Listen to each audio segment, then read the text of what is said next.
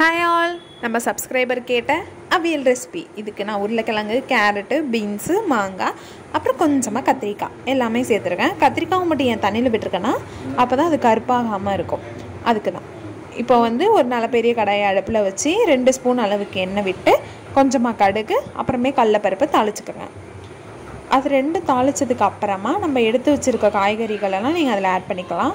இதில் நீங்கள் இந்த காயோட முருங்கைக்காய், அப்புறம் வாழைக்காய் இதெல்லாம் கூட ஆட் பண்ணிக்கலாம். டேஸ்ட்டு அல்டிமேட்டாக இருக்கும். அவியல்னால் அதில் முருங்கைக்காய் இருந்தால் அது கொஞ்சம் நல்லாயிருக்கும். எனக்கு முருங்கைக்காய் கிடைக்கல, அதனால் நான் இருக்க காயெல்லாம் போட்டு ஆட் பண்ணி செஞ்சேன். இது கூடயே உப்பு 1/2 டீஸ்பூன் அளவுக்கு ஆட் பண்ணி வதக்க வேண்டியதான். நான் மாங்காயை இங்கே ஃபஸ்ட்டே ஆட் பண்ணிட்டேன். ஏன்னா என்னோடய மாங்காய் ரொம்ப இது வேகிறதுக்கு லேட் ஆகும், அதனால் ஃபஸ்ட்டே போட்டுட்டேன்.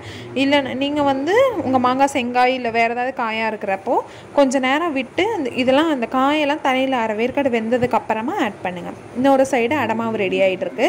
இப்போ காயெல்லாம் நல்லா வெந்துருச்சு. இதில் தேங்காய், கொஞ்சமாக சீரகம், கொஞ்சோண்டு சின்ன வெங்காயம், அப்புறமா பச்சை மிளகாய் எல்லாத்தையும் சேர்த்து நல்லா ஃபைன் பேஸ்ட்டாக அரைச்சி அதையும் இது கூடயே நம்ம ஆட் பண்ணிக்கிறோம். ஆட் பண்ணிட்டு இது நல்லா வதக்கணும். இது எல்லா காயும் வெந்ததுக்கப்புறம் தான் ஆட் பண்ணணும், முன்னாடியே ஆட் பண்ணிடக்கூடாது.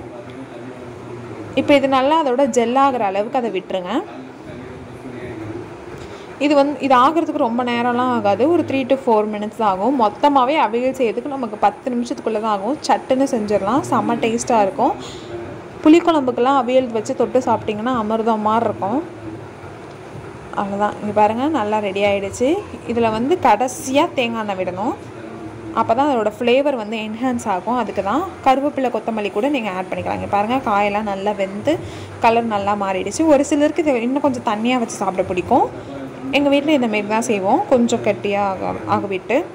உங்களுக்கு கொஞ்சம் தண்ணியாக வேணும்னா கொஞ்சம் முன்னாடியே நீங்கள் காயை வேக வைக்கிறப்பே தண்ணி எக்ஸ்ட்ரா ஆட் பண்ணிக்கலாம்.